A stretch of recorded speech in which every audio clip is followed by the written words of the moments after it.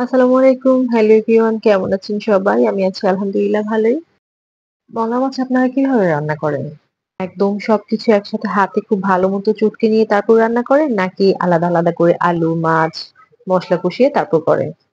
আমি নরমালি হাতে মেখেই মলা মাছ রান্না করি। কিন্তু ইদানিং একটু চেঞ্জ করে রান্না করছি। আমার সেকেন্ড মা বলছিলেন, "এভাবে ট্রাই করো তাহলে ভালো লাগবে।" শুরুতে আমি তেল, মরিচ আর গুঁড়ো মসলাগুলো সব কষিয়ে নিচ্ছি। সুন্দর মতো কষানো হয়ে গেলে এখানে টমেটো কুচি এড করে দিচ্ছি। এবার টমেটোর সাথে মসলাগুলো খুব ভালো মতো কষিয়ে নেবে। একটু পানি এড করে সুন্দর মতো ঢাকনা দিয়ে মসলাগুলো কষাবো। একদম খুব সুন্দরভাবে মসলা কষানো হয়ে গেলে এখানে আলু কুচি এড করে দিচ্ছি। আলুগুলো কিন্তু আলু ভাজির মতো কুচি করে নেয়া হয়েছে। এবার মসলার সাথে খুব ভালো মতো মিক্স করে দিতে হবে। এরপর একটু ঢাকনা দিয়ে ৫ মিনিট ওয়েট করব। এরপর আবার একটু নেড়েচেড়ে এখানে কিছুটা রসুন পেস্ট এড করে দিয়েছি। এরপর ঢাকনা দিয়ে দিয়েছি। রসুন পেস্টটা কিন্তু আরো আগেই এড করতে হয় মসলার সাথে, বাট আমি ভুলে গিয়েছিলাম। আলুর সাথে কষানোতে দিয়ে দিয়েছি। এবার একটু পানি এড করে আলুটা খুব সুন্দর মতো কষিয়ে নেব। একদম 50% সেদ্ধ হয়ে গেলে এখানে মলা মাছগুলো এড করে দেব।